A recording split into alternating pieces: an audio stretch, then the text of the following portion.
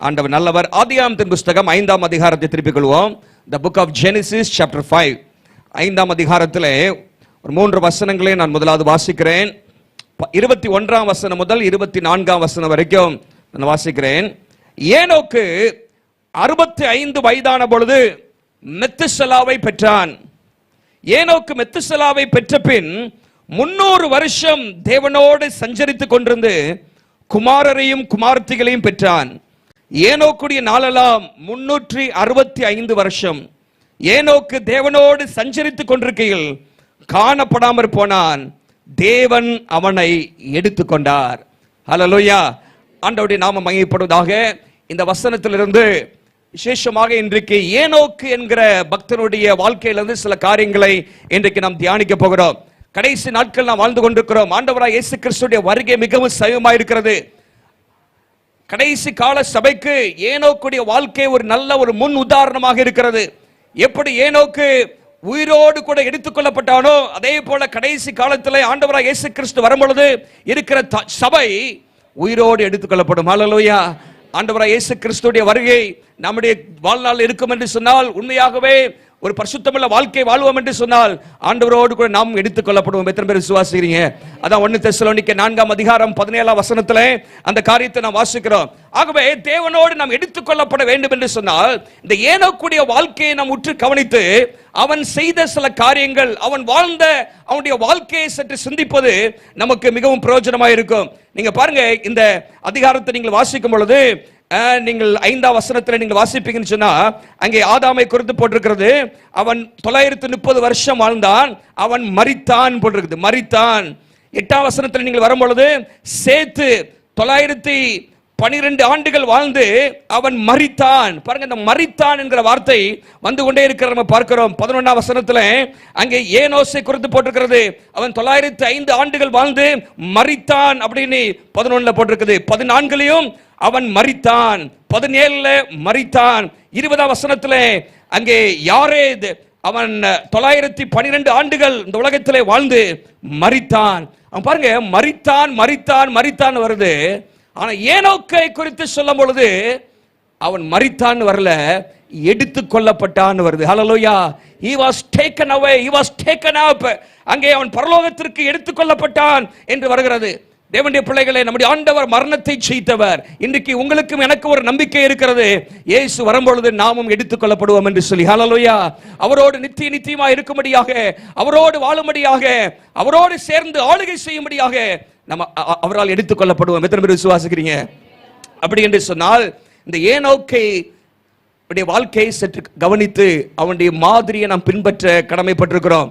பாருங்க, இந்த ஏனோக்கை குறித்து முழு வேதாகமத்திலே 11 வசனங்கள் தான் இருக்குது. 11 வசனங்கள். 11 வசனம், அதாவது 5 புத்தகங்களிலே அவனுடைய பெயர் வருகிறது.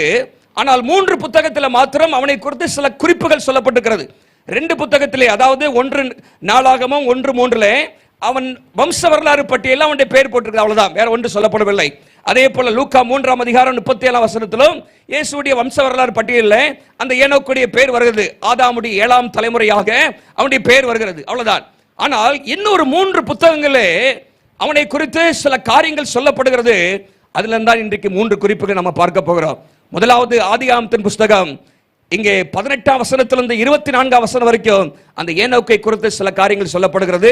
இரண்டாவதாக எபிரேயர் 11ஆம் அதிகாரம் 5ஆம் வசனத்தில் ஏனோக்கை குறித்து ஆவியானவர் சில காரியங்கள் எழுதி வைத்திருக்கிறார். அப்புறம் யூதாவின் புஸ்தகத்தில் யூதா எழுதின நிருபம் ஒரே ஒரு அதிகாரம் தான் இருக்கிறது. அதில் 14-15 இந்த 2 வசனத்திலும் நாம் அங்கே பார்க்க முடியும் ஏனோக்கை குறித்து சில காரியங்கள். ஆகவே இந்த 3 காரியங்களையும் இன்றைக்கு சிந்தித்து நம்மை அதற்கு அர்ப்பணிக்க இன்னைக்கு தீர்மானம் எடுக்க போகிறோம். ஹல்லேலூயா. ஏனோக்கு என்றால் அர்த்தம் என்ன? ஏனோக்கு என்று சொன்னால் டெடிகேட்டட், அர்ப்பணிக்கப்பட்டவன், டிசிப்ளின்ட், ஒழுக்கம் உள்ளவன் என்று சொல்லி அர்த்தம். ஏனோக்கு தன்னுடைய பேருக்கு ஏற்றபடியாகவே ஒரு அர்ப்பணிக்கப்பட்ட, மாத்திரமல்ல ஒழுக்கமுள்ள வாழ்க்கை வாழ்ந்தவன் தான் இந்த ஏனோக்கு. ஹல்லேலூயா. நீங்களும் நானும் ஆண்டவரால் தெரிந்து கொள்ளப்பட்ட ஒரு பாத்திரமா இருக்க வேண்டும் என்று சொன்னால் அர்ப்பணிப்பு தேவை, ஒழுக்கமுள்ள வாழ்க்கை தேவை. அவனுடைய பேரிலேயே அந்த காரியங்கள் சொல்லப்பட்டிருக்கிறது. அதே போலதான் நடந்தான் என்று சொல்லி நம்ம பார்க்கிறோம். இந்த ஏனோக்கை குறித்து சொல்லும் பொழுது சில காரியங்களிலே அவன் ஃபர்ஸ்டா இருந்தான், முதன்மையானதான். எதெல்லாம் சொன்னா தேவனோடு நடப்பதிலே அவன் தான் முதன்மையானவன். ஹல்லேலூயா. அவனை குறித்து தான் முதலாவது சொல்லப்பட்டிருக்கு. ஆதாமுடைய பாவத்துக்கு பிற்பாடு தேவனோடு நடந்தான் என்று சொல்லப்படுகிற மனிதன் இந்த ஏனோக்கு தான். ஹல்லேலூயா. தேவனோடு நடந்தான் என்று போடப்பட்டிருக்கிறது. மாத்திரமல்ல, ஆண்டவராய் இயேசு கிறிஸ்துவுடைய இரண்டாம் வருகையை குறித்து சொன்ன முதல் தீர்க்கதரிசி யாருன்னா இந்த ஏனோக்கு தான். இயேசு கிறிஸ்துவுடைய இரண்டாம் வருகையை குறித்து சொன்ன முதலாவது தீர்க்கதரிசி, the first prophet in the Bible கூட சொல்லலாம். வேதத்திலே முதலாவது தீர்க்கதரிசி இந்த ஏனோக்கு தான். அதைதான் யூதாவின் புத்தகத்தில் வாசிக்கிறோம். மாத்திரமல்ல, முதல் முறையாக உயிரோடு எடுத்துக் கொள்ளப்பட்டதும் ஏனோக்கு தான். ஹல்லேலூயா. பல காரியத்திலே அவன் முதலாவது நபராக காட்சியளிக்கிறத நம்ம பார்க்க முடியும். ஆண்டவருடைய நாம மகிமைப்படுவதாக. சரி, இன்றைக்கு மூன்று காரியம். மூன்றும் WWW அப்படிங்கிற வார்த்தையில உங்களோட நான் பேச போகிறேன். எல்லாருக்கும் தெரியும் அப்படிதான். இன்னைக்கு WWW வேர்ல்டு வைட் வெப், எதுக்கு எடுத்தாலும் www.org.com தான் நம்ம வச்சு அதிகமாக நம்ம பேசுகிறோம். இந்த இடத்துல நீங்க பாத்தீங்கன்னா மூன்று காரியங்களை நம்ம பார்க்க போறோம். முதலாவது W என்னன்னு சொன்னா அங்கே போடப்பட்டிருக்கிறது 24 வசனத்துல, ஏனோக்கு தேவனோடு சஞ்சரித்து கொண்டிருந்தான். ஆங்கிலத்தில் ஈனாக் walked with God அப்படின்னு போட்டிருக்கு. walked with God, தேவனோடு நடந்தான். ஏனோக்கு தேவனோடு நடந்தான். தேவனோடு நடக்கிற ஒரு மனுஷனாக அவன் இருந்தான். தேவனோடு சஞ்சரிக்கிற ஒரு மனிதனாக இருந்தான். நடந்தான், வாக்கிங் வித் காட் அப்படின்னு சொல்லும் பொழுது தேவனுக்கும் அவனுக்கும் ஒரு நெருங்கிய உறவு, ஐக்கியம் இருந்தது. அந்த உறவு எப்படி ஏற்பட்டது, எத்தனை நாட்கள் இருந்தது என்று சொல்லியும் தெளிவாக நம்ம வேதம் சொல்கிறது. அங்க பாருங்க, எப்போ நடக்க ஆரம்பித்தானா? எப்போ நடக்க ஆரம்பித்தான்? பிறந்த உடனே நடக்க ஆரம்பிக்கல, 65 வயதுல தான் நடக்கவே ஆரம்பிக்கிறான். மெத்துசலாவை பெற்ற பிற்பாடு. அப்படி என்று சொன்னால் 65 ஆண்டுகள் தன்னுடைய வாழ்க்கையில அவன் தேவனை அறியாதவனாக, இல்லாவிட்டால் தேவனுக்கும் அவனுக்கும் ஒரு நெருங்கிய உறவு இல்லாதவனாக தான் வாழ்ந்து வந்தான். ஆனா ஒரு குறிப்பிட்ட காலத்தில் ஆண்டவர் அவனோடு இடைப்பட்டார். ஹல்லேலூயா. ஒவ்வொரு கிறிஸ்தவனுடைய வாழ்க்கையிலும் நமக்கு ஒரு கடந்த காலம் என்று ஒன்று இருக்கிறது, கிறிஸ்துவை அறியாத காலம் என்று ஒன்று இருக்கிறது, கிமு என்று சொல்லி ஒவ்வொருத்தருக்கு இருக்கிறது. முற்காலத்திலே அப்போ ஒரு குறிப்பிட்ட நாளிலே கர்த்தர் நம்மை சந்தித்திருக்கிறார். எத்தனை பேர் சொல்ல முடியும்? ஹல்லேலூயா. இதோ விதத்தில் ஆண்டவர் சந்தித்தார். ஒரு பழைய வாழ்க்கை இருந்தது, ஆனால் ஒரு புதிய வாழ்க்கையை ஆரம்பித்திருக்கிறோம். அதே போல இவனுடைய வாழ்க்கையில் நீங்க பாத்தீங்கன்னா 65 ஆண்டுகள் தேவனோடு நடக்கல, ஆனா ஒரு குறிப்பிட்ட 65வது வசனத்துல அந்த வயதுல அவன் தேவனோடு நடக்க ஆரம்பிக்கிறான். ஹல்லேலூயா. இன்னைக்கு உங்களுக்கும் எனக்கும் ஒரு என் வாழ்க்கையிலே திருப்பம் ஏற்பட்ட நாள் என்று ஒன்று இருக்கிறது, என் பாவம் மன்னிக்கப்பட்ட நாள் என்று ஒன்று இருக்கிறது என்று எத்தனை பேர் சொல்ல முடியும் தைரியமா? ஹல்லேலூயா. ஒரு காலகட்டத்திலே, ஒரு வருஷத்திலே, ஒரு சில சம்பவங்கள் மூலமாக கர்த்தர் நம்மோடு இடைப்பட்டு ஆண்டவர் ஒரு திருப்பத்தை ஆண்டவர் தந்தார். இவனுக்கு எப்படி திருப்பத்தை தந்தார்னா அங்க போட்டுருக்கு பாருங்க. அவன் 22 வசனத்துல, ஏனோக்கு மெத்துசலாவை பெற்ற பின் 300 வருஷம் போட்டு. அப்படின்னா என்ன? ஏன் பெற வரைக்கும் அவன் வாழ்க்கையில ஒரு திருப்பம் இல்லை, பெற்ற பின் அப்படின்னு சொல்லும் பொழுது ஆண்டவர் அங்கே ஒரு விதத்திலே ஆண்டவர் அவனை சந்திக்கிறார். மெத்துசலா அப்படின்னு சொன்னால் என்ன அர்த்தம்? மெத்துசலாண்டா இவன் மரிக்கும் பொழுது இது நடக்கும் அப்படின்னு அர்த்தம். when he is gone or when he dies this will happen. இவன் மரிக்கும் பொழுது இது நடக்கும் அப்படின்னு ஆண்டவர் சொல்றாரு. ஆகவே அவனுக்கு மெத்துசலா என்று பெயரிட்டான். மெத்துசலா என்றால் மரிக்கும் பொழுது நடக்கும். அங்க பாக்குறலாம் நினைப்பாங்க, நம்ம பேர் என்ன? மரிக்கும் பொழுது நடக்கும். எப்படா அவன் மரிப்பான், எப்படா என்ன நடக்க போகுது அப்படின்னு மக்களுக்கு ஒரு ஆர்வம் இருந்துட்டு, அப்போ ஆண்டவர் அவன்கிட்ட பேசுறாரு, இவன் மரிக்கும் பொழுது என்று நடக்கும். என்ன நடந்தது என்று சொன்னால், அப்போதான் அந்த மரித்த அந்த வருஷத்துல தான் உலகத்திலே வெள்ளம் வந்தது என்று சொல்லி பார்க்கிறோம். 969 ஆண்டுகள் இந்த உலகத்திலே நீடித்த ஆயுசு வாழ்ந்த மனிதன் மெத்துசலா. 969 வருஷம் வாழ்ந்தானா. அவன் தான் உலகத்தில் அதிகமான நாட்கள் வாழ்ந்த மனிதன். அவன் மரித்த அந்த வருஷத்துல நீங்கள் அங்க கணக்கு போட்டு பார்த்தீங்கன்னா தெரியும், என்னது? ஜலப்பிரளயம் வந்தது, உலகத்தை ஆண்டவர் தண்ணீரால் அழித்தார் என்று சொல்லி பார்க்கிறோம். பாருங்க, அவனுக்கு ஒரு எச்சரிப்பு வருது. ஆண்டவர் ஒவ்வொருத்தரையும் ஒவ்வொரு விதத்திலே சந்திக்கிறார். சிலர் அற்புதத்தின் மூலமாக ஆண்டவர் சந்திக்கிறார், சிலருக்கு ஆண்டவர் யாருக்கு மூலமாக சுவிசேஷம் கேட்டு ஆண்டவர் சந்திக்கிறார், சிலருக்கு தரிசனத்தின் மூலமாக சொப்பனத்தின் மூலமாக ஆண்டவர் சந்திக்கிறார். இவனை ஒரு எச்சரிப்பின் மூலமாக சந்தித்தார். ஹல்லேலூயா. ஏனோக்கு ஒன்று நடக்க போகுது, அதுக்கு மகன் தான் சாட்சியா இருக்க போறான். ஒன்று நடக்க போகிறது, நீ எச்சரிப்படைய வேண்டும், பூமி அழிய போகிறது, பாவம் பெருகி கொண்டிருக்கிறது என்கிற எச்சரிப்பின் செய்தியை கேட்டு அவன் தேவனோடு நடக்க ஆரம்பிக்கிறான். ஒரு சொல்லுங்க பார்க்கலாம். தேவனுடைய பிள்ளைகளை, ஆண்டவர் உங்களை ஏதோ ஒரு விதத்தில் சந்தித்திருப்பார் என்று சொன்னால் நீங்கள் ஆண்டவரோடு நடக்க பழக வேண்டும். பாருங்க, இந்த அங்க சொல்லப்பட்ட அந்த அந்த என்னது அந்த அந்த எத்தனை வருஷம் வாழ்ந்தாங்க அப்படி எல்லாம் நீங்க கால்குலேட் பண்ணி பார்த்தீங்கன்னா, ஏனோக்கு ஆதாமுடைய 7ஆம் தலைமுறை. அன்னைக்கு கூட ஆதாம் உயிரோடு இருந்தார். நீங்க கணக்கு போட்டு பார்த்தீங்கன்னா ஆதாம் மொத்தத்தில் 930 வருஷம் இருந்தார். ஏனோக்கு பிறக்கும் போது ஆதாமுக்கு 622 வயசு. 600, நம்ம பாஷையில் சொல்லப்பட நல்ல யங் மேனா இருந்தார். 620. ஏனோக்குடைய அப்பா அவனை பெற்றெடுக்கும் போதே யாரை இது 162 வயசுல தான் பெற்றெடுத்தார். அப்பாவுக்கு எத்தனை வயசு? ஏனோக்கு அப்பா வந்து 162 வயசா இருக்கும் போது தான் ஏனோக்கே பிறக்கிறார். இப்போ தாத்தாக்கு 7ஆம் தலைமுறையில் யாரு? ஆதாம் 622 வயசு. அப்போ பாருங்க, நல்லா கவனிங்க. இந்த ஏனோக்கு போய் கேட்டிருப்பான், கர்த்தர் என்னை சந்தித்தார், இப்படி போய் சொல்றாரு, ஒரு அழிவுலாம் வரப்போகுது, ஒன்று நடக்க போதெல்லாம் சொல்றாரு, நான் என்ன செய்யணும், நீங்க தான் ஆண்டவரால் உண்டாக்கப்பட்டீங்க அப்படின்லாம் கேள்விப்படுறோம். என்ன ஆண்டவர் செஞ்சாரு, உங்கள்கிட்ட என்ன பேசினார்? ஒருவேளை ஆதாம் எல்லாம் சொல்லியிருப்பாரு, ஆண்டவர் பகலின் குளிர்ச்சியான வேலையில எங்களை பேச வந்தார், இந்த பொல்லாத பாம்பு வந்து சாத்தான் எங்களை கெடுத்து இந்த ஏதேன் தோட்டத்தை விட்டு ஆண்டவர் துறந்துட்டாரு, ஆனால் ஆண்டவர் நல்லவர், ஆண்டவரோடு நாங்கள் உறவாடி கொண்டிருந்தோம் அப்படின்னு சொல்லி பல காரியங்களை அவன் ஆதாம் சொல்லியிருந்திருக்கலாம்.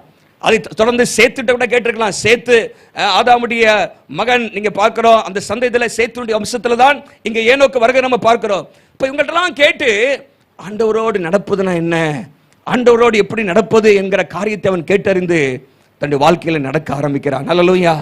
காரியம் என்னன்னா, தேவனோடு நடந்தான். ஒரு நாள் சொல்லுங்க பார்க்கலாம். 1 ஆண்டு 2 ஆண்டு இல்ல, எத்தனை வருஷம் இருந்தானா? 300 வருஷம் நடந்தானா. 300 வருஷம். சில ஆரம்பத்தில் நல்லா உற்சாகமா இருப்பாங்க, சில ஆரம்பத்தில் நல்லா வைராக்கியமா வருவாங்க, ஜெபத்து பண்ணுவாங்க, ஊழியம் செய்வாங்க, ஆனால் தேவனோடு நடப்பதை விட்டு விடுவார்கள்.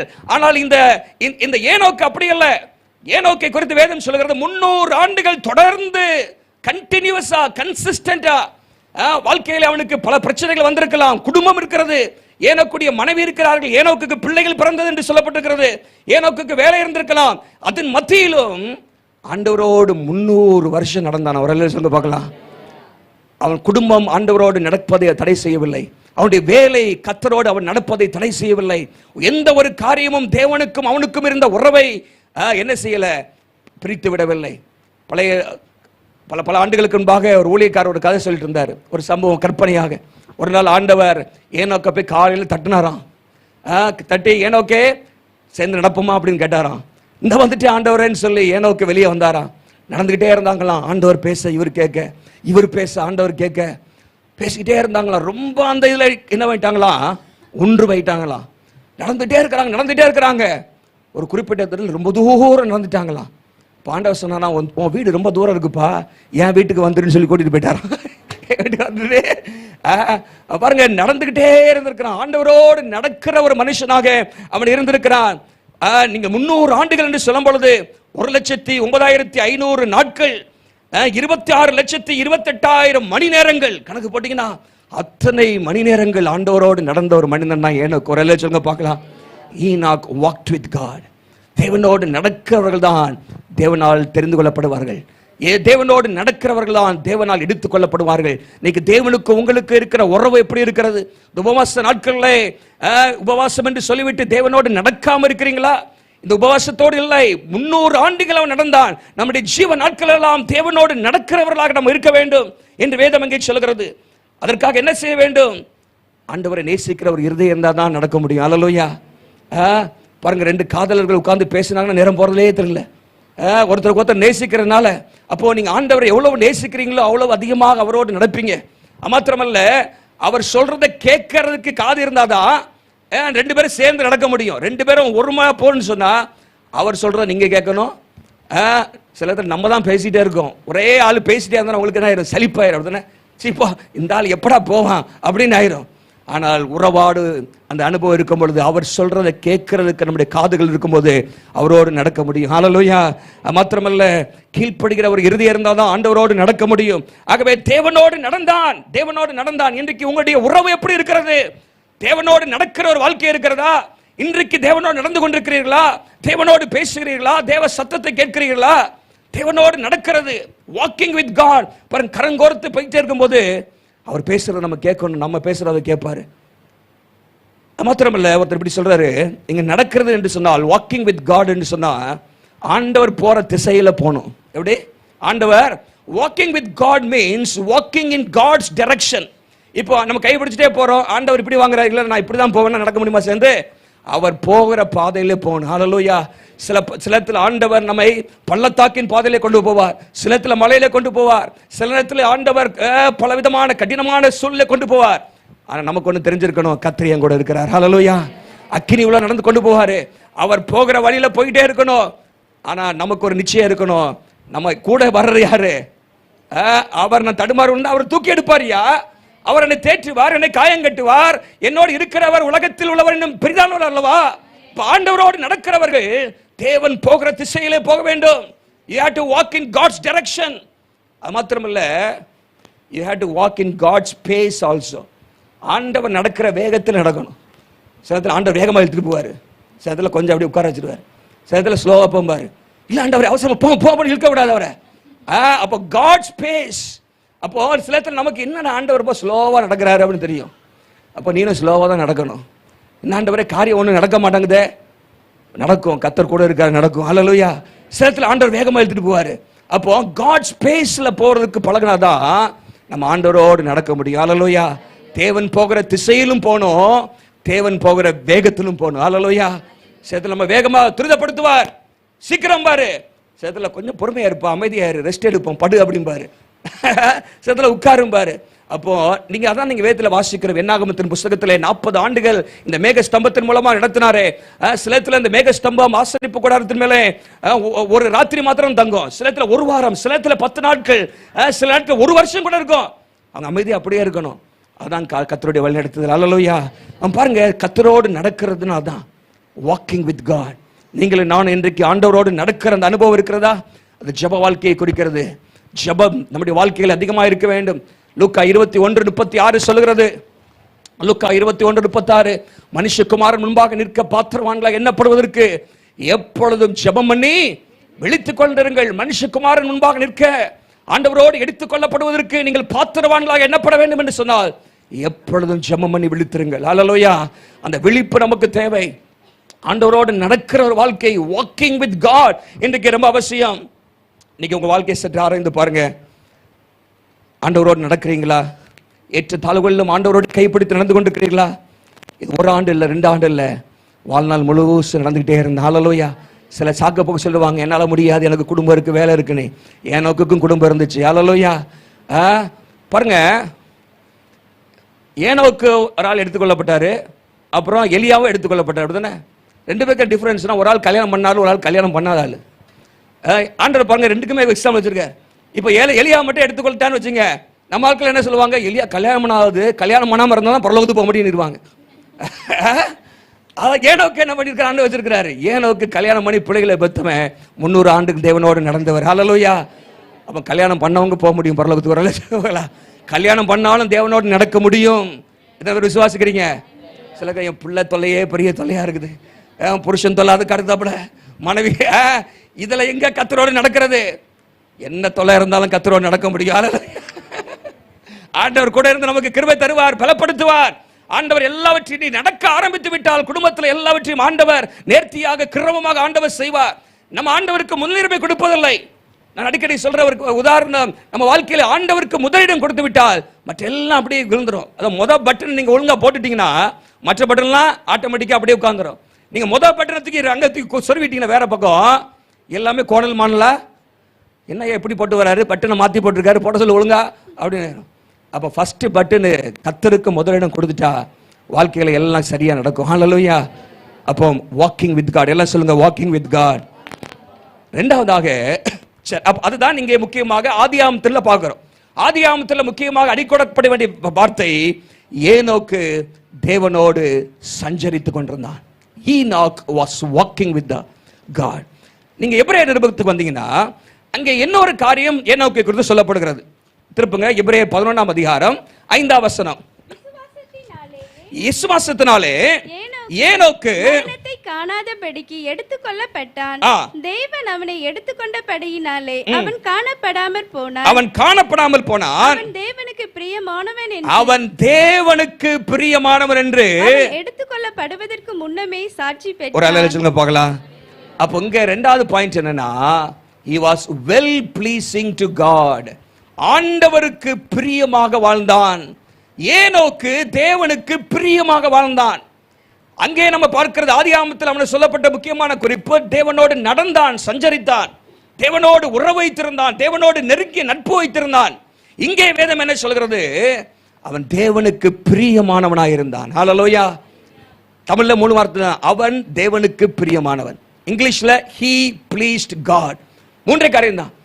ஒருவேளை அவன் மரணம் அடையாதபடி மரித்து அடக்கம் பண்ணப்பட்டிருந்தா அவன் கல்லறையில் இந்த 3 வார்த்தை போட்டிருக்கோம், here lies a man who pleased God.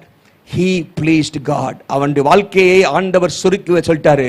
365 ஆண்டுகள் இந்த உலகத்தில் அவன் உறவாடி கொண்டிருந்தால தேவனோடு, அதுல பாத்தீங்கன்னா 3 வார்த்தை தான், அவன் தேவனுக்கு பிரியமானவன். ஹல்லேலூயா.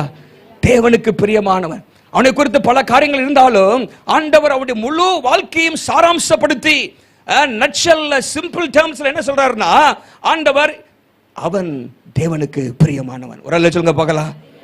இன்னைக்கு ஆண்டவரோடு நாம் எடுத்துக்கொள்ளப்பட வேண்டும் என்று சொன்னால் வருகையில நீங்கள் நானும் அவருக்கு பிரியமான ஒரு வாழ்க்கை வாழ வேண்டும். ஹல்லேலூயா. அவருக்கு பிரியமான ஒரு வாழ்க்கை வாழ வேண்டும். நான் தேவனுக்கு பிரியமா தான் வாழ்றேன் அப்படிங்கிற ஒரு ஆதாரம் எப்படி இருக்குமா? நான் தேவனுக்கு பிரியமா தான் வாழ்றேன் அப்படின்னு சொல்லி சில காரியங்களை ஆண்டவர் எழுதி வச்சிருக்கிற பைபிள்ல ரோமர் 8:8 சொல்கிறது, மாம்சத்துக்கு உட்பட்டவர்கள் தேவனுக்கு பிரியமா இருக்க மாட்டார்கள். மாம்சத்துக்கு உட்பட்டவர்கள் என்ன பண்ணீங்க? ஆவியின் அபிஷேகத்தை பெறல, ஆவி ஆனவருடைய அந்த ஆளுகை உங்க வாழ்க்கையில இல்ல, மாம்சத்துக்கு அடுத்த காரியங்கள் செய்திருக்கிறீங்கன்னா நீங்கள் தேவனுக்கு பிரியமா இருக்க முடியாது. மாம்சத்துக்கு உட்பட்டவர்கள் தேவனுக்கு பிரியமா இருக்க மாட்டார்கள். ஆனால் ஆவிக்குள்ளானவர்கள் தேவனுக்கு பிரியமா இருப்பார்கள். நல்ல கவனிங்க. 3 விதத்துல மக்கள் பிரியமாக நடக்கிறார். ஒன்று, தங்களுக்கே பிரியமா நடக்கிறாங்களாம். எப்படி? எனக்கு பிரியம்பா, நான் செய்வேன். எப்படி? அப்படி ஒரு கூட்டம். நீங்க பைபிளை வாசித்தீங்கன்னா ரோமர் 15ஆம் அதிகாரம் 1ஆம் வசனத்துல போட்டிருக்கு, ரோமன்ஸ் 15:1ல, அன்றியும் பலமுள்ளவர்களாகிய நாம் நமக்கே பிரியமாய் நடவாமல் 3ஆம் வசனத்திலையும் இயேசுவை குறித்து சொல்லப்பட்டிருக்கிறது, அவர் தமக்கே பிரியமாய் நடவாமல். கிறிஸ்துவும் தமக்கே பிரியமாக அவர் தனக்கு பிரியமா நடக்கல, பிதாவுக்கு பிரியமாக செஞ்சாரு. பாருங்க, சில இடத்துல நமக்கு இது எனக்கு பிரியம் ஆகவே நான் செய்வேன் அப்படி நிறைய பேர் அடமுடிப்பாங்க. பாருங்க, இது எனக்கு பிடிச்சிருக்கியா நான் செய்வேன். அப்போ தங்களுக்கே பிரியமானவைகள், மற்றவர்களை குறித்து கவலை கிடையாது. தேவன் பிரியப்படுறார் என்பது கவலை இல்லை, எனக்கு பிரியம். சொல்ல நம்ம சொல்ல முடியல, அவன் என் வழி தனி வழின்னு போறாரு. இந்த நியாயாதிபதி புஸ்தகத்தில் அப்படிதான் பார்க்கிறோம். அவன் தன் தன் பார்வையிலே செம்மையானபடி எனக்கு சரியா தோணுது நான் செய்வேன் அப்படி தமக்கே பிரியமா, நமக்கே பிரியமா. 2வது கலாத்தியர் 1:10 போட்டிருக்கு, மனுஷரை பிரியப்படுத்தி வாழ்கிற வாழ்க்கை. எதுக்கு எடுத்தாலும் மனுஷரையே பிரியப்படுத்தி, அவங்க பிரியப்படுத்தணும், இவங்களை பிரியப்படுத்தணும், அவங்களை பிரியப்படுத்தணும் சொல்லி மனுஷனையே பிரியப்படுத்துகிறது. 3வது தேவனை பிரியப்படுத்துகிற வாழ்க்கை. அதுதான் ஏனோக்கை குறித்து வாசிக்கிறோம். அவன் தேவனுக்கு பிரியமானவனாக இருந்தான், தேவனுக்கு பிரியமாக வாழ்ந்தான். He pleased God. He was not a man pleaser. He did not please himself. அவன் தன்னையே அவன் பிரியப்படுத்தி வாழவில்லை, அவன் தேவனை பிரியப்படுத்தி வாழ்ந்தான். இன்றைக்கு உங்களுடைய வாழ்க்கை, உங்களுடைய நடத்தை, உங்களுடைய பார்வை, உங்களுடைய சிந்தனைகள், உங்களுடைய எண்ணங்கள், உங்களுடைய உறவுகள், உங்களுடைய பொழுதுபோக்குகள் இதெல்லாம் தேவனுக்கு பிரியமானதா இருக்கிறதா? How about your attitudes, your actions, உங்களுடைய செயல்பாடுகள் இதெல்லாம் தேவனுக்கு பிரியமா இருக்க வேண்டும். நிகழ்ச்சியில் வாசிக்கிறோம், இயேசுவை குறித்து சொல்லப்பட்டிருக்கிறது யோவான் 8ஆம் அதிகாரம் 29ஆம் வசனத்துல. யோவான் 8:29 பாத்தீங்கன்னா ஆண்டவர் சொல்றாரு, என்னை அனுப்பினவர் என்னுடனே கூட இருக்கிறார், பிதாவுக்கு பிரியமானவைகளை நான் எப்பொழுதும் செய்கிறபடியால். நல்லா கவனிங்க, இயேசு என்ன சொல்றாருன்னா, பிதாவுக்கு பிரியமானவைகளை, முக்கியமானது எப்பொழுதும், அதான் முக்கியம், நான் எப்பொழுதும் செய்கிறபடியால். I always do what is pleasing to my father. எனக்கு பிரியமானது அல்ல, இல்லாட்டி சில நேரத்தில் எனக்கு பிரியமானது, சில நேரத்தில் பிதாவுக்கு பிரியமானது அல்ல, எப்பொழுதுமே பிரியாவுக்கு பிரியமானவைகள். அல்லேலூயா. எப்பொழுதுமே பிதாவுக்கு பிரியமானவைகளே செய்கிறேன் என்று அங்கே சொல்ல நம்ம பார்க்கிறோம். இன்னைக்கு நம்முடைய வாழ்க்கையை சற்று ஆராய்ந்து பார்க்க வேண்டும். இன்னைக்கு நம்ம பார்க்கிற காரியங்கள், நம்ம டிவியில பார்க்கிற காரியங்கள், மொபைல்ல பார்க்கிற காரியங்கள், நம்ம போகிற இடங்கள், இதெல்லாம் தேவனுக்கு பிரியமானதா? Am I pleasing God in everything that I do? நான் செய்கிற எல்லா காரியத்திலும். பாருங்க, ஒரு வசனம் இருக்குது கொலோசியர் 3:20. கொலோசியர் 3:20. பிள்ளைகளே, உங்கள் பெற்றாருக்கு ம். எல்லா காரியத்திலேயும் கீழ்ப்படியுங்கள், இது கர்த்தருக்கு பிரியமானது. இது தகப்பன் பிள்ளைக்கு சரீர பிரகாரமா உறவுல சொல்லப்பட்டாலும் அதுலயும் நம்ம இருக்கணும். ஆனால் நம்முடைய பரம பிதா இருக்காரு பாருங்க, அதுக்கும் நான் கனெக்ட் பண்ண விரும்புறேன். அங்க போட்டிருக்கு, பிள்ளைகளே உங்கள் பரம பிதாவுக்கு எல்லா காரியத்திலும் கீழ்ப்படிங்க. செலக்ட் பண்ணி கீழ்ப்படியாதுங்க. இதெல்லாம் கீழ்ப்படி ஈஸியா இருக்கு ஆண்டவரே, நான் கீழ்ப்படிஞ்சிடுறேன். இதெல்லாம் ரொம்ப கஷ்டமா இருக்கு ஆண்டவரே, கொஞ்சம் பொறுத்துக்குங்க அப்படின்னு இல்லை. எல்லா காரியத்திலும் கீழ்ப்படிங்கள், இது தேவனுக்கு பிரியமானது, கர்த்தருக்கு பிரியமானது, இது பிரியமானது என்று ஆண்டவர் எங்கே சொல்கிறார்? தானியேலை குறித்து வேதம் சொல்கிறது.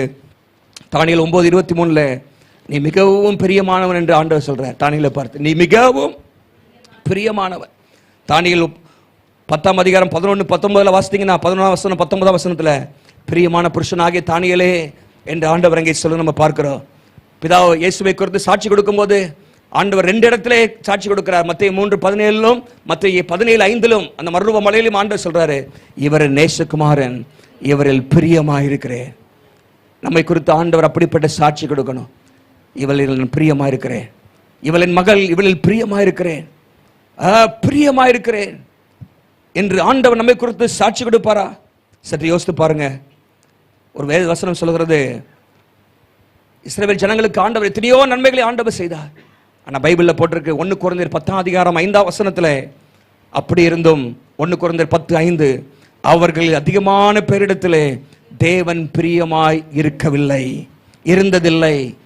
அநேகம் பேரிடத்தில் முந்தின வசனத்துல வாசித்து பாருங்க, அங்க என்ன போட்டிருக்கு? ஆண்டவர் மேக ஸ்தம்பத்தினால் நடத்தி வந்தார், சமுத்திரத்தை பிரித்து அவர்கள் நடத்தி வந்தார், என்னமாக அவர்களுக்கு சாப்பிட ஆகாரம் கொடுத்தார், தண்ணீர் கொடுத்தார், இதெல்லாம் செஞ்சோம்.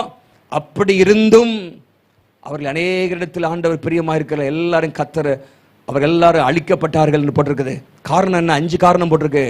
நீங்க தொடர்ந்து வாசிக்கும் போது, அவர்கள் இச்சித்தது போல நாமும் இச்சிக்காதபடிக்கு இருக்க வேண்டும். அவர்கள் சில விக்கிரகாரணைக்காரர்களா இருந்தார்கள், அவர்கள் சில வேசித்தனம் பண்ணினார்கள். 9ஆம் வசனத்தில் கிறிஸ்துவை பரீட்சை பார்த்தார்கள், 10ஆம் வசனத்தில் முறுமுறுத்தார்கள், சங்காரக்காரன் அழிக்கப்பட்டார்கள். பாருங்க, இச்சை, விக்கிரகாரனை, வேசித்தனம், பரீட்சை பார்த்தல், முறுமுறுத்தல், இதெல்லாம் உங்க வாழ்க்கையில் இருக்கும் என்று சொன்னால் தேவனுக்கு பிரியமா இருக்க முடியாது. முறுமுறுக்கிறீங்களா? ஆண்டவர் கொடுக்கறதுல திருப்தியா இருக்கிறீங்களா? மன்னா ஆண்டவர் தந்தா நல்ல எதுவும் சிறப்பாக தருவார். அல்லேலூயா. எனக்கு மன்னா இது மண்ணு மாதிரி இருக்கு அப்படின்ட்டானுங்க. என்னது இது? என்ன மன்னானா இது என்ன? பாருங்க, ஆண்டவர் ஆச்சரியமான வானத்தின் மண், அது தேனிட்ட பணியாரம் போல இருந்துச்சான். ஆண்டவர் பாருங்க போஷிக்கிறா, திருப்தி இல்லை, அது வேணும் இது வேணும்னு கேட்கிறாங்க. அங்க இருந்தா நல்லா இருக்குங்கிறான். ரட்சிக்கப்பட்ட ஆண்டவர் விடுதலையாக்கி செங்கடெல்லாம் பிளந்து கொண்டு வராரு. அங்க இருந்தா நல்லா இருக்குமே. எகிப்துல அடிமையால இருந்த நீனு உத கொடுத்தான வாங்கிட்டுல இருந்த, இப்ப ஆண்டவர் அற்புதமா நடத்திட்டு வர்றாருல, திருப்தியாயிரு. ஒரு அலையில சொல்லுங்க பார்க்கலாம். முறுமுறுக்கிறது எல்லாரையும் ஆண்டவர் அழிச்சு போட்டாரு. இதெல்லாம் பிரியமா இருக்கலையே. 11ஆம் வசனத்துல நல்லா அண்டர்லைன் பண்ணிங்க, அங்க போட்டிருக்கு, இவைகள் எல்லாம் திருஷ்டாங்கங்களாக அவர்களுக்கு சம்பவித்தது, உலகத்தின் முடிவு காலத்தில் இருக்கிற நமக்கு எச்சரிப்பு உண்டாகும்படி எழுதப்பட்டும் இருக்கிறது. உலகத்தின் முடிவு காலத்தில் இருக்கிற நமக்கு எச்சரிப்பு உண்டாகும்படி எழுதப்பட்டிருக்கிறது. நீங்களும் அப்படி இருந்து விடாதீர்கள், பிரியமா வாழுங்க ஆண்டவருக்கு என்று சொல்லி ஆண்டவர் அங்கே எழுதி வைத்திருக்கிறார். நீங்கள் நான் ஒரு ஜெபம் பண்ணோம் சங்கீதக்காரனை போல. சங்கீதம் 143:10 சங்கீதக்காரன் ஜெபம் பண்றான். 143:10 உமக்கு பிரியமானதை செய்ய எனக்கு போதித்தரலும். ஹல்லேலூயா. உமக்கு பிரியமானதை செய்ய எனக்கு போதித்தரலும். ஒவ்வொரு நாளும் ஆண்டவரே, ஒவ்வொரு தீர்மானத்திலும் ஆண்டவரே, ஒவ்வொரு காரியத்திலும் உமக்கு பிரியமானதை செய்ய எனக்கு போதித்தரலும் என்கிற அந்த அர்ப்பணம் இருக்கும் பொழுது ஏனோக்கை போல நம்ம வாழ முடியும். ஹல்லேலூயா. ஏனோக்கு தேவனுக்கு பிரியமானவன். எல்லாம் சொல்லுங்க, ஏனோக்கு தேவனுக்கு பிரியமானவன். Enoch was well pleasing to God. Enoch pleased God. ஆண்டவருக்கு அவன் பிரியமானவனாக இருந்தான் என்று நம்ம பார்க்கிறோம். இன்னைக்கு நம்முடைய வாழ்க்கை எப்படி இருக்கிறது? தேவனுக்கு பிரியமா வாழ்றோமா? சற்று யோசித்து பாருங்க, ஆராய்ந்து பாருங்க. நீங்க பேசுகிற காரியங்கள் இது தேவனுக்கு பிரியமா? நேற்று நான் பேசினது தேவனுக்கு பிரியமா இருந்ததா? நான் இப்பொழுது செய்து கொண்டிருக்கிற காரியங்கள் யாருக்கும் தெரியாம சில காரியங்களை செஞ்சுட்டு இருக்கிறேனே, அது தேவனுக்கு பிரியமா? நம்ம வாழ்க்கையை ஆராய்ந்து பார்க்கணும். ஹல்லேலூயா. ஏனோக்கை போல எடுத்துக்கொள்ளப்பட வேண்டும் என்று சொன்னால் அவனை போல ஒரு பிரியமுள்ள வாழ்க்கை, தேவனுக்கு பிரியம் உள்ள வாழ்க்கை வாழ வேண்டும். மூன்றாவதாக அடுத்த புத்தகத்துக்கு வாங்க. யூதாவின் புஸ்தகம் 14-15 வசனம். யூதாவின் புஸ்தகம். ஆதாமுக்கு 7ஆம் தலைமுறையான ஏனோக்கும் இவர்களை குறித்து, இதோ எல்லாருக்கும் நியாய தீர்ப்பு கொடுக்கிறதற்கும் அவர்களில் அவபக்தியானவர்கள் யாவரும் அவபக்தியாய் செய்து வந்த சகல அவபக்தியான கிரியைகள் நிமித்தமும் தமக்கு விரோதமாய் அவபக்தியுள்ள பாவிகள் பேசின கடின வார்த்தைகள் எல்லாவற்றின் நிமித்தமும் அவர்களை கண்டிக்கிறதற்கும் ஆயிரமான தமது பரிசுத்தவான்களோடு கூட கர்த்தர் வருகிறார் என்று முன்னறிவித்தார். கர்த்தர் வருகிறார் என்று முன்னறிவித்தான். நான் பாயிண்ட் சொல்றதுக்கு முன்னாடி 2 காரியம் சொல்லிடுறேங்க. இந்த இடத்துல பாத்தீங்கன்னா ஏனோக்கு வாழ்ந்த ஒரு காலம் ஒரு அவபக்தி நிறைந்த ஒரு காலம். அன்காட்லி ஜெனரேஷன், அன்காட்லி, அவபக்தி அப்படிங்கிற வார்த்தை அதிகமாக சொல்றார். 4 முறை அந்த 2 வசனத்துல வருது, அவபக்தி அவபக்தி அவபக்தி, அன்காட்லி அப்படின்னு. அவர் வாழ்ந்த காலம் அப்படிப்பட்ட ஒரு காலம், துன்மார்க்கமான ஒரு காலம். நீங்கள் 4ஆம் அதிகாரத்தில் வாசித்து பார்த்தீங்கன்னா அங்கேதான் துன்மார்க்கம் ஆரம்பிக்கிறது பார்க்கிறோம். கொலை நடக்கிறது. அது மாத்திரமல்ல, 2 மனைவிகளை திருமணம் பண்ணுகிற காரியம் அங்கே வருகிறது. பெர்மிசிவ்னஸ், பாலிகமி அங்கே நடக்கிறது பார்க்கிறோம். 19ஆம் வசனத்துல 4:19, 4:23 கொன்றேன் அப்படின்னு சொல்லி அங்கே லாமேக்கு சொல்றார். மாத்திரமல்ல, காயின் தேவ சமூகத்தை விட்டு பிரிந்து போனான், ஆண்டவரை விட்டு விலகி ஓடுகிறான். இப்படிப்பட்ட ஒரு பொல்லாத நாட்கள்ல தான் ஏனோக்கு வாழ்ந்து கொண்டிருந்தான். ஆனா அதன் மத்தியிலும் தேவனுக்கு பிரியமா இருந்தான். ஹல்லேலூயா. நல்ல கவனிங்க. இப்போ பாயிண்ட்டுக்கு வரேன். இந்த 2 வசனத்துல என்னைக்கு ஆண்டவர் சொல்றது காரணா, ஈனாக் விட்னஸ்ட் ஃபார் காட். ஏனோக்கு தேவனுக்கு ஊழியம் செய்தான். Enoch witness for God. அவன் தேவனோடு நடந்துகிட்டே இருந்து மற்றவர்களை குறித்து கரிசனை இல்லாதவனா இல்ல. அவன் மற்றவர்களை எச்சரித்தான். ஆண்டவர் வருகிறார், நியாயம் தீர்க்க வருகிறார், ஆண்டவர் வருகிறார். பாருங்க அங்கே சொல்லப்பட்டிருக்கிறது பாருங்க, அவபக்தி உள்ளவர்கள் யாவரும் அவபக்தியாய் செய்து வந்த சகல அவபக்தியால் நிமித்தமும். அதுக்கு முந்தின வசனத்தில் பாருங்க, எல்லாருக்கும் நியாய தீர்ப்பு கொடுக்கிறதுக்கு, நியாய தீர்ப்பு கொடுக்க வருகிறார், எச்சரிப்படையுங்கள், மனம் திரும்புங்கள் என்கிற செய்தி அவன் சொன்னான். மாத்திரமல்ல, இயேசு முதலாவது வருகைக்கு முன்பாகவே 2ஆம் வருகையை குறித்து அவன் திருக்க சொல்றான். ஆண்டவராய் இயேசு வரப்போகிறார் என்கிறதை அவன் சொல்ல நம்ம பார்க்கிறோம். நல்ல கவனிங்க. நான் சொன்ன ஏற்கனவே, he was the first prophet. அவன் முதலாவது தீர்க்கதரிசியாக இருந்து நம்ம பார்க்கிறோம். அவன் மக்களை எச்சரித்தான். ஒன்று நல்லா தெரியணும், நம்முடைய faith it's not a private faith. நம்முடைய கிறிஸ்தவ விசுவாசம் எனக்கும் ஆண்டவருக்கும் அப்படின்னு கிடையாது. அது உண்மையாகவே உங்களுக்கும் ஆண்டவருக்கும் சரியான உறவு இருக்கும் என்று சொன்னால் அது தாக்கத்தை ஏற்படுத்துகிற உறவா இருக்கும். It must be a public one. அது மற்றவர்கள், இது ஆண்டவருக்கு எனக்கும்பா, இவங்க மற்றவர்களுக்கு ஒண்ணுமே நீங்க யாரு பூமியில உப்புன்னு சொல்லிருக்க அப்படித்தானே? பூமிக்கு உலகத்திற்கு வெளிச்சமா இருக்கு. வெளிச்சத்தை இப்போ லைட்டை மூடி உள்ள மூடி வச்சுட்டீங்கன்னா பிரயோஜனமா? உப்பு இருக்கு, உப்பு டப்பாவுக்குள்ளே வச்சிருக்கீங்க. எங்கள் வீட்டில் உப்பு இருக்குன்னு டப்பாவுக்குள்ளே கிடக்குது. அது குழம்புக்கே வரலன்னா அது பிரயோஜனமா? அப்போ என்ன பண்ணணும்? வெளியே வர வேண்டும். ஏனோக்கு ஒரு பக்கம் தேவனோடு நடந்து கொண்டிருந்தாலும் இன்னொரு பக்கம் மக்களையும் எச்சரித்தான். பாவம் வருகிறது பாருங்க. அவன் சந்தித்துல தான் திரும்பமாக யார் வரா? நோவாவும் வருகிறார். நோவாவும் பின்னாடி ஆண்டவர் அவருக்கும் ஒரு எச்சரிப்பை சொல்லுகிறார். அழிய போகிறது என்கிறதை 120 வருஷங்கிறார். இப்ப ஆண்டவர் இங்க 969 வருஷம் டைம் கொடுக்கிறார். ஏனோ நோவாட்ட சொல்லும் போது இன்னும் 120 வருஷம் தான் அப்படிங்கிறாரு. அழிக்க போற. அப்போ அந்த நாட்கள் என்ன செஞ்சார் நோவா? 2 பேதுரு 2:5 சொல்கிறது, அவர் நீதியை பிரசங்கம் பண்ணான்.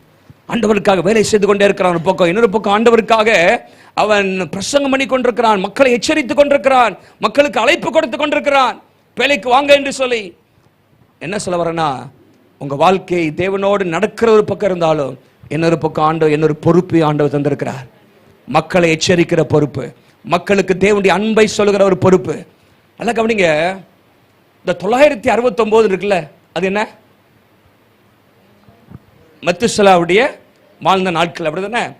அது சிறப்பு மிக்கது. ஏன்? உலகத்திலே அதுதான் அதிகமான வாழ்ந்த மனுஷன். நல்லா கவனிங்க.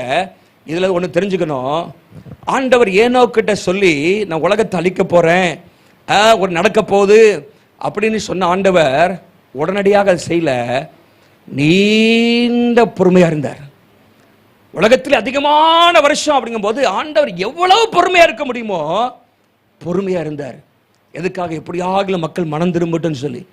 ஆனா ஆண்டவருடைய பொறுமைக்கும் ஒரு எல்லை இருக்குது. பொறுமைக்கும் பைபிள்ல சொல்லிருக்கு. 2 பேதுரு 3ஆம் அதிகாரம் 9ஆம் வசனத்துல வாசிங்க. அங்க போட்டிருக்குது, தேவன் தம்முடைய வாக்குத்தத்தத்தை சிலர் எண்ணுகிறபடி கர்த்தர் தமது வாக்குத்தத்தத்தை குறித்து தாமதமாயிராமல் ஒருவரும் கெட்டு போகாமல் எல்லாரும் மனம் திரும்ப வேண்டும் என்று ஒரு அல்ல சொல்லுங்க பார்க்கலாம். எல்லாரும் மனம் திரும்ப வேண்டும் என்று நம்ம நீடிய பொறுமையா இருக்கிறாராம். ஹல்லேலூயா. நீடிய பொறுமையா பாருங்க. அதுக்கு தான் ஆண்டவர் மெத்துசலா 969 வருஷம் உலகத்திலே நீண்ட நாட்கள் வாழ்ந்த மனிதன், அத்தனை ஆண்டுகள் பொறுமையா. எல்லாரும் அவன் சாவான் நினைச்சாருக்கலாம், செத்து போச்சு. எப்பயா அந்த மெத்துசலா சாவாரு? ஏதோ சாவும்போது நடக்குமாமே, காத்திருந்து அவன்லாம் செத்து போயிட்டான். ஆனால் மெத்துசலா சாக மாட்டேங்கிறாரு. மெத்துசலா வாழ்ந்துட்டே இருக்கிறாரு. உயிர் போக மாட்டேங்குது. பாருங்க, அவன் எச்சரிப்பு, அவன் வாழ்க்கை ஆண்டவர் எச்சரித்து, அவனை கொண்டு ஆண்டவர் எச்சரித்து கொண்டே இருந்தார். அவனுடைய தகப்பனாராகிய இந்த ஏனோக்கை குறித்து ஆண்டவர் எச்சரித்துக் கொண்டே, ஏனோக்கு மூலமாக ஆண்டவர் எச்சரித்துக் கொண்டே இருந்தார். எசேக்கியேல் 3ஆம் அதிகாரம் 17-18 வாசிக்கலாம். எசேக்கியேல் 3ஆம் அதிகாரம் 17-18. அங்க மனுபுத்திரனே, உன்னை இஸ்ரவேல் வம்சத்தாருக்கு நான் காவலாளனா வைத்தேன். அப்ப ஆண்டவர் நம்ம என்ன வைக்கிறாரு? we are watchmen, watchwoman. நம்ம எல்லாரையும் ஆண்டவர் காவலாளனாக வைக்கிறார். நீ உன் வாயினாலே வார்த்தையை கேட்டு என் நாமத்தில் அவர்களை எச்சரிப்பாயாக. நான் சொல்லுகையில் துன்மார்க்கன் தன் துன்மார்க்க வழியை இராதபடிக்கு எச்சரிக்க படிக்கும், அவனை உயிரோடு காக்கும்படிக்கும் அதை அவனுக்கு சொல்லாமலும் நீ அவனை எச்சரிக்காமலும் இருந்தால் அந்த துன்மார்க்கன் தன் துன்மார்க்கத்திலே சாவான், அவன் இரத்தப்பழியோ உன் கையிலே. நீ சொல்லாம அவன் செத்து போயிட்டான் துன்மார்க்கத்தில், இரத்தப்பழி கேட்பாரான். அடுத்த வசனத்தில் போட்டிருக்கு, நீ சொல்லிட்ட ஆனா கேட்காம அவன் செத்து போயிட்டானா, அது அவன் பாடு. ஆண்டவர் நீயோ வென்றால் உன் ஆத்மாவை. ஆண்டவர் எசேக்கியேலை பார்த்து சொல்றாரு, எச்சரி, மக்களுக்கு சொல்லு, இயேசு வரப்போகிறாரு, நியாயம் தீர்க்க வருகிறார். இப்ப அன்புள்ளவராக நீடிய பொறுமையா இருக்கிறாரு. வந்துருங்க, பேழைக்கு வந்துருங்க, ஆண்டவருடைய அன்புக்குள்ளாக வந்துருங்க என்று நாம் சொல்லிக்கொண்டே இருக்கணும். ஹல்லேலூயா. சொல்லிக்கொண்டே இருக்கணும். பாருங்க, நோவா 120 வருஷம் சொல்லிக்கிட்டே தான் இருந்தார். ஆனால் யாரும் வரல, அதை கொடுத்து அவர் கவலைப்படலை. ஆனால் குடும்பம் வந்துருச்சு, அதுக்காக கர்த்தருக்கு ஸ்தோத்திரம். ஹல்லேலூயா. 8 பேர் எப்படியாவது காப்பாற்றி கொண்டுட்டாரு. ஆகவே நம்முடைய வாழ்க்கைகளை சொல்லும் பொழுது கர்த்தர் நம்மளமாக யாராக ரட்சிப்பார். ஹல்லேலூயா. ஆபிரகாமை நினைத்து ஆண்டவர் லோத்துவை காப்பாற்றினார்னு போட்டிருக்குது. அப்போ நம்ம வாழ்க்கையில ரட்சிப்பது அவருடைய கடமை, சொல்ல வேண்டியது நம்முடைய பொறுப்பு. ஹல்லேலூயா. ஆண்டவர் நம்மை சொல்லும்படியாக அழைத்திருக்கிறார். ஆண்டவர் உங்களுடைய திறமைகளை பயன்படுத்த வேண்டும். ஆகவே இந்த 3வது குறிப்பு என்ன சொன்னால், ஏனோக்கு தேவனுக்கு ஊழியம் செய்தான். he witnessed for God. ஆண்டவருக்காக சாட்சி பகர்ந்தான், ஆண்டவருடைய அன்பை அறிவித்தான், ஆண்டவருடைய வருகையை அறிவித்தான், ஆண்டவருடைய எச்சரிப்பின் செய்தியை கொடுத்தான். நீங்களும் நானும் இந்த கடைசி நாட்களில் வாழ்ந்திருக்கிற நம்ம எச்சரிப்பின் செய்தியை கொடுத்துட்டே இருக்கணும். ஹல்லேலூயா. நீங்க இயேசுவை பற்றி சொல்லாமே இருந்துட்டீங்கன்னா, ஒருத்தர் சொல்றாரு, உங்க ரட்சிப்பே இழந்து போறதுக்கு வாய்ப்பு இருக்குமா? ஏன்னா நிறைய சத்தம் இன்னைக்கு வருது. நீங்க சொல்லாம விட்டுட்டீங்க அப்படின்னா உங்களுக்கு நிறைய பேர் வந்து சொல்லிடுவான், பல காரியத்தை, துருபதேசத்தை சொல்லிடுவான், தவறான காரியத்தை சொல்லிடுவான். உங்க காது அது கேட்க வேண்டியதாயிரும். நீங்க சொல்லிக்கிட்டே இருந்தீங்கன்னா நீங்க சொல்றது கேட்கப்படும், உங்க காதுல மற்றது வராது. அப்போ ஒரு ஊழியக்காரர் என்ன சொல்றாருன்னா, நீங்க சுவிசேஷம் அறிவிப்பதை, அந்த சத்தியத்தை சொல்லுவதை நிப்பாட்டி விட்டா உங்க ரட்சிப்பே நீங்க இழந்து போறதுக்கான வாய்ப்பு இருக்குது. ஆனா சொல்லிக்கிட்டே இருக்கும் பொழுது நம்ம கர்த்தருக்காக உறுதியாக நிற்க முடியும் என்பதில் சந்தேகம் இல்லை. ஹல்லேலூயா. ஆண்டவருடைய பரிசுத்த நாமம் மகிமைப்படுவதாக. கர்த்தர் ஒவ்வொருவருக்கும் ஒரு பொறுப்பை வைத்திருக்கிறார், திறமைகளை கொடுத்திருக்கிறார், தாளந்துகளை கொடுத்திருக்கிறார். ஒவ்வொருத்தருக்கும் ஒரு திறமை. சிலருக்கு 1 கொடுத்திருக்கலாம், சிலருக்கு 2 கொடுத்திருக்கலாம், சிலருக்கு 4, 5. ஆகவே எது எனக்கு கொடுத்திருக்கிறோ அதை பயன்படுத்துங்க. ஹல்லேலூயா. அது எனக்கு இல்லையே, இது எனக்கு இல்லை. ஆண்டவர் நீங்க கொடுத்ததை பயன்படுத்துங்க, கர்த்தர் உங்களை பயன்படுத்துவார். ஹல்லேலூயா. ஆண்டவர் உங்களை பயன்படுத்துவார். உங்களுக்கு என்ன திறமை இருக்குது, என்ன தாளந்து ஆண்டவர் கொடுத்திருக்கிறார், நீங்க அதை கர்த்தருக்காக பயன்படுத்த வேண்டும். சபை பயன்படுத்த வேண்டும். சபை கடைசி நாட்களில் சும்மா இருக்கக்கூடாது. இன்னைக்கு பிசாசு நம்மை முடைக்க பார்க்கிறான், ஆனால் ஆண்டவருக்காக நம்ம எழும்ப வேண்டும், செயல்பட வேண்டும். ஹல்லேலூயா. எத்தனை பேருக்கு திறமை இருக்கு? கை தூங்க பார்க்கலாம். மற்றவங்களும் திறமை இல்லையா? அவங்கள்ட்ட திறமை இருக்கிறவங்களா கை தூங்க பார்க்கலாம். அப்போ இத்தனை திறமை இருந்தா எவ்வளவு நடக்குமே. சும்மா உட்கார்ந்துருக்கிறியா? அப்புறம் ஆண்டவருக்காக எழும்பணும். ஹல்லேலூயா. ஆண்டவருக்காக செய்யணும். ஆண்டவரே, நான் என்ன செய்ய சித்தமா இருக்கிறீர், என்னை பயன்படுத்துங்க கேளுங்க. கர்த்தர் உங்களை பயன்படுத்த உங்க கண்களுக்கு ஆச்சரியமா இருக்கும். ஹல்லேலூயா. உங்கள் கண்களுக்கு ஆச்சரியமா இருக்கும். கர்த்தர் நம்மை பயன்படுத்துவார். பாருங்க, இந்த சம்பவத்தை நீங்க கேட்டிருக்கலாம். இந்த ஸ்டார் ஃபிஷ் த்ரோவர் அப்படிங்கிற அந்த நிகழ்ச்சி, அந்த சம்பவத்தை ஒரு குறிப்பிட்ட நாள் ராத்திரியிலே பயங்கரமான புயல் வந்து கடல்ல இருக்கிற அநேக இந்த நட்சத்திர மீன்கள் ஸ்டார் ஃபிஷ் எல்லாம் அடிச்சு கரையில தள்ளிருச்சான். கரையில ஆயிரக்கணக்கான மீன்கள் கரையில கிடக்குது.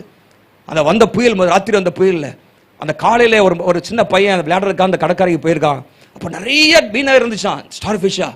அப்போ ஒவ்வொரு ஃபிஷ்ஷாக எடுத்து சின்ன சின்னதாக இருக்கும் பாருங்க, அது தூக்கி கடலில் தூக்கி போட்டுகிட்டே இருந்தானா, கடலில் தூக்கி போட்டுருந்தானா.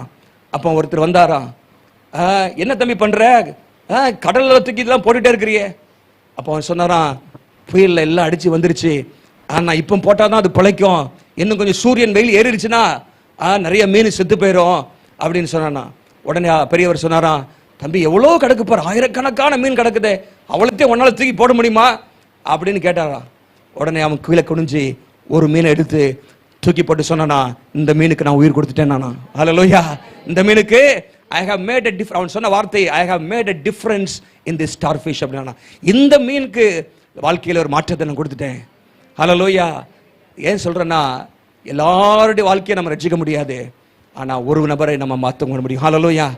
ஒரு நபருடைய வாழ்க்கையில we can make a difference. அவங்க வாழ்க்கையில ஒரு தாக்கத்தை ஏற்படுத்த முடியும்.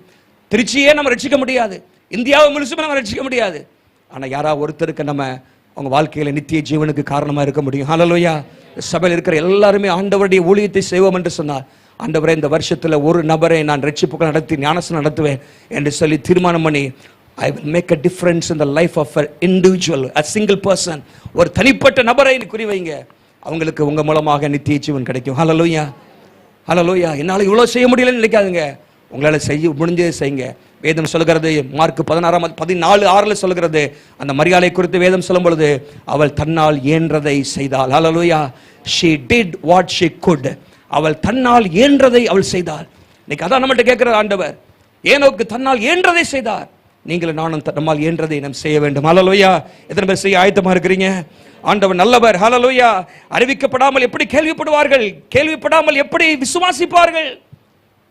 ரோமர் 10:14-15 வாசிக்கிறோம். சரி, அப்ப 3 காரியங்களை சொன்னேன். என்னெல்லாம் செஞ்சாரு? தேவனோடு நடந்தான். he walked with God. நீங்களும் நானும் இந்த கடைசி நாட்களில் வாழ்கிற தேவனுடைய பிள்ளைகள் தேவனோடு நடக்க வேண்டும். இன்றைக்கு உங்க உறவு எப்படி இருக்கிறது? ஆதாம் நடந்துட்டே தான் இருந்தார் ஆண்டவரோடு. ஆனா ஒரு நாள் வந்து ஆண்டவர் கேட்கிறாரு, ஆதாமே எங்க இருக்கிறா கேட்கிறார். Adam where are you? அவன் ஒளிஞ்சிட்டு கிடக்குறான், பாவம் செஞ்சுட்டான். இன்னைக்கு ஆண்டவர் கேட்கிறார், ஒருவேளை நேத்து நீங்க ஆண்டவர் நடந்திருக்கலாம், இன்னைக்கு ஆண்டவர் கேட்கிறார், சிஸ்டர் வேர் ஆர் யூ? கையை விட்டுட்டு போயிட்டீங்களே, எங்க போனீங்க? Where are you today? How is your relationship with God today?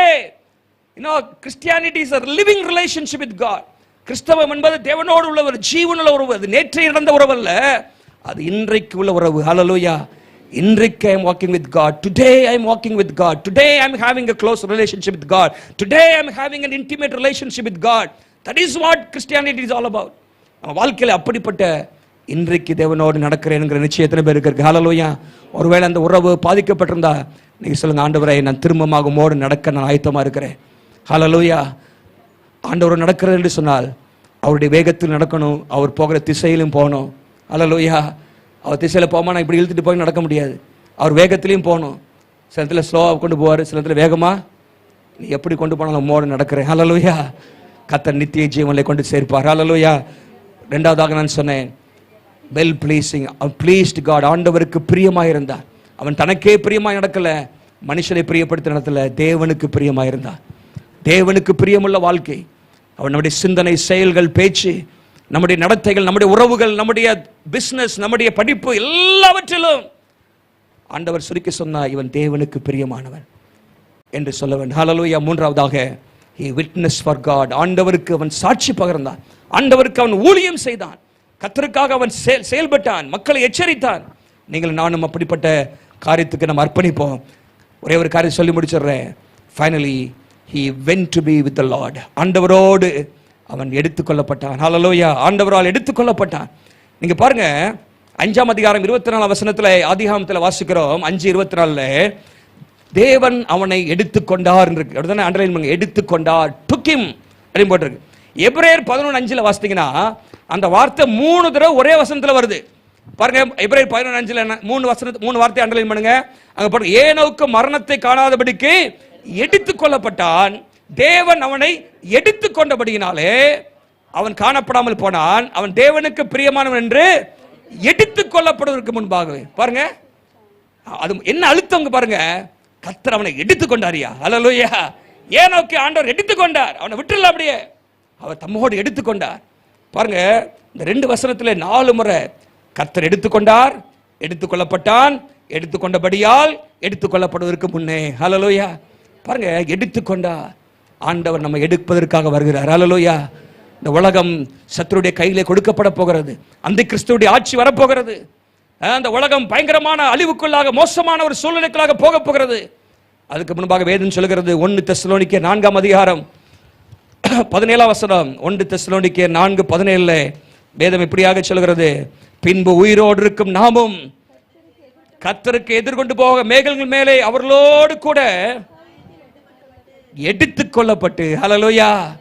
ஏனோக்கு நமக்கு முன் உதாரணம், முன் அடையாளம். ஏனோக்கு எடுத்துக் கொள்ளப்பட்டான். இங்கே பவுல் விசுவாசிகளை குறித்து சொல்கிறார், திருச்சபை மக்களை குறித்து சொல்கிறார், ஆகாயத்திலே நாமும் எடுத்துக் கொள்ளப்பட்டு எப்பொழுதும் கர்த்தரோடு கூட இருப்போம். ஹல்லேலூயா. அதுக்கு என்ன செய்யணும்? இந்த 3 காரியத்தை நான் செய்கிற நான் ஆராய்ந்து பார்க்க வேண்டும். ஏனோக்கி போல கர்த்தரோடு நடக்கணும், ஏனோக்கி போல பிரியமா நடக்கணும், ஏனோக்கி போல ஊழியம் செய்யணும். ஹல்லேலூயா. எல்லா எளிமையும் இருப்போமா? எல்லா எளிமையும் இருப்போம். நன்றி ஆண்டவரே, உமக்கு ஸ்தோத்திரம். நன்றியோடு மை துதிக்கிறோம், நன்றியோடு மை ஸ்தோத்திரிக்கிறோம். ஹல்லேலூயா. கடைசி காலத்தில் வாழ்ந்து கொண்டிருக்கிறோம். ஒரு பெரிய அழிவு வரப்போகிறது. ஆண்டவர் பொறுமையாக இருக்கிறார். எல்லாரும் மனம் திரும்ப வேண்டும், ரட்சிக்கப்பட வேண்டும். நம்ம வாழ்க்கையிலும் கூட சிலத்தில் ஆண்டவர் பொறுமையாக இருக்கிறார். அவர் நீடிய பொறுமை உள்ளவர். அதே சமயத்தில் அவர் நியாயம் தீர்க்க வரப்போகிறார். ஹல்லேலூயா. 969 வருஷம் அந்த வெளிப்பாட்டை அவனுக்கு ஏனோக்கு கொடுத்த பிற்பாடு ஆண்டவர் பொறுமையாக இருந்தார். இவன் மரிக்கும் பொழுது இது நடக்கும் என்கிற வெளிப்பாடு அவனுக்கு கிடைத்தது. ஆனால் பல ஆண்டுகள், நீடித்த ஆண்டுகள் பொறுமையாக இருந்தார். ஆண்டவர் இன்றைக்கும் பொறுமையாக இருக்கிறார். ஆனால் அந்த பொறுமைக்கு ஒரு முடிவு உண்டு. ஹல்லேலூயா. நீங்கள் மனம் திரும்பி, ஒருவேளை நமக்கு இந்த உறவில் இன்னும் சரியான வலுவான உறவு இல்லாவிட்டால் மனம் திரும்புவோம். ஹல்லேலூயா. நாளை நம்முடைய நாள் அல்ல. Tomorrow is not ours. நாளை நம்முடைய நாள் அல்ல. இன்றைக்கு ஆண்டவரோடு இருக்கிற உறவிலே சரியாகுவோம். Let's restore our relationship with God. இதோ ஒரு பகுதியிலே ஒருவேளை நீங்கள் குறைவுபட்டிருந்தால் இன்றைக்கு சொல்லுங்க, ஆண்டவரே நான் மறுபடியும் உம்மோடு நடக்க விரும்புகிறேன். என்னுடைய ஜெப வாழ்க்கை பலப்படணும், என்னுடைய முழங்கால்கள் ஆண்டவரே பலப்படணும். ஹல்லேலூயா. உம்மோடு இருக்கிற உறவுல எந்த சாக்கு போக்கு சொல்லக்கூடாதப்பா, எனக்கு இந்த வேலை அந்த வேலை குடும்பம் இருக்கு அது இருக்குன்னு சொல்லி சாக்கு போக்கு சொல்லி உம்மோடு இருக்கிற உறவிலே நான் ஆண்டவரே தனிந்து போயிடக்கூடாது. கரங்களை வைத்து கர்த்தரை ஸ்தோத்திரம் பண்ணுவோம். ஹல்லேலூயா. தேவனுக்கு பிரியமான வாழ்க்கை, சபை தேவனுக்கு பிரியமான சபையாக இருக்க வேண்டும். ஒவ்வொரு குடும்பமும் தேவனுக்கு பிரியமான குடும்பமாக இருக்க வேண்டும். ஹல்லேலூயா. நீங்கள் யாரை பிரியப்படுத்திக் கொண்டு வாழ்ந்து கொண்டிருக்கிறீர்கள்? Who are you pleasing? Are you pleasing God? நீங்க யாரை பிரியப்படுத்திக் கொண்டிருக்கிறீங்க? ஆண்டவர் நம்மளே பிரியப்படுகிறாரா? இவர் நேசகுமாரன், இவரில் பிரியமாக இருக்கிறேன் என்று பிதாவானவர் இயேசுவை குறித்து சாட்சி கொடுத்தார். அந்த சாட்சி எனக்கு வேண்டும் சொல்றவங்க கரங்களை வைத்து சொல்லுங்க, ஆண்டவரே என்னை குறித்தும் அப்படிப்பட்ட ஒரு சாட்சி வரட்டும். ஹல்லேலூயா. சபை மனம் திரும்பட்டும். இந்த நாட்களிலே ஹல்லேலூயா, உபவாச நாட்களிலே கர்த்தர் நம்மிடத்திலே எதிர்பார்க்கிற முதலாவது காரியம் மனம் திரும்புதல். தேவனுடைய வழிக்கு திரும்ப வேண்டும். ஹல்லேலூயா. தேவனுடைய வழிக்கு திரும்புங்க. சபை சரியாகும் பொழுது ஆண்டவர் தேசத்தை சரிப்படுத்துகிறார்.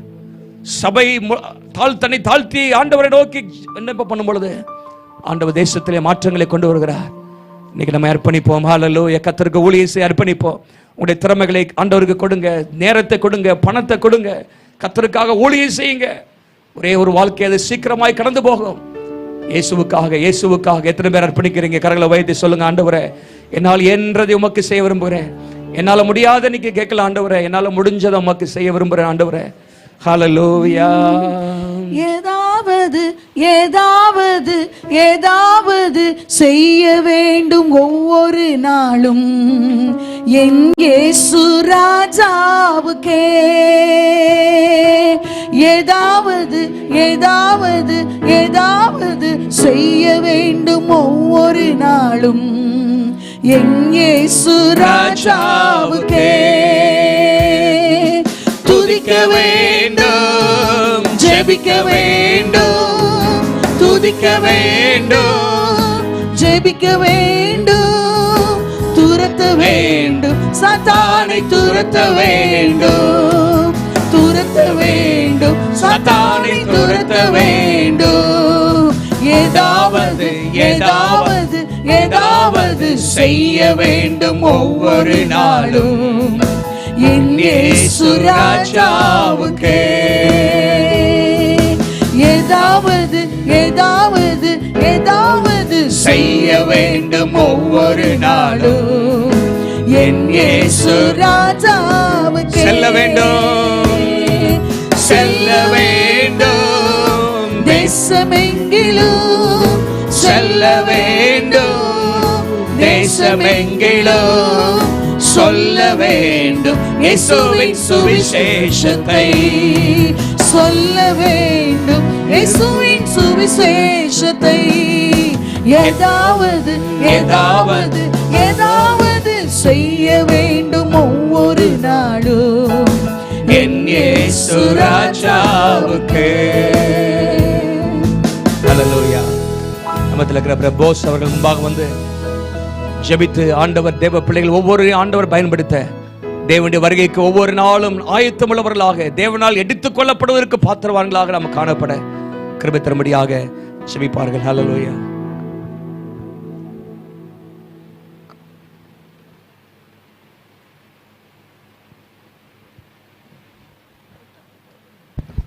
ஜீசஸ். கண்களை முடிச்சோம். நல்ல ஆண்டவரே, இந்த அருமையான நாளுக்காக உமக்கு நன்றி செலுத்துகிறோம் கர்த்தாவே. ஏனோக்கை போல நாங்கள் வாழ நீர் எங்களுக்கு உதவி செய்ய வேண்டுமாய் ஜெபிக்கிறோம் ஆண்டவரே.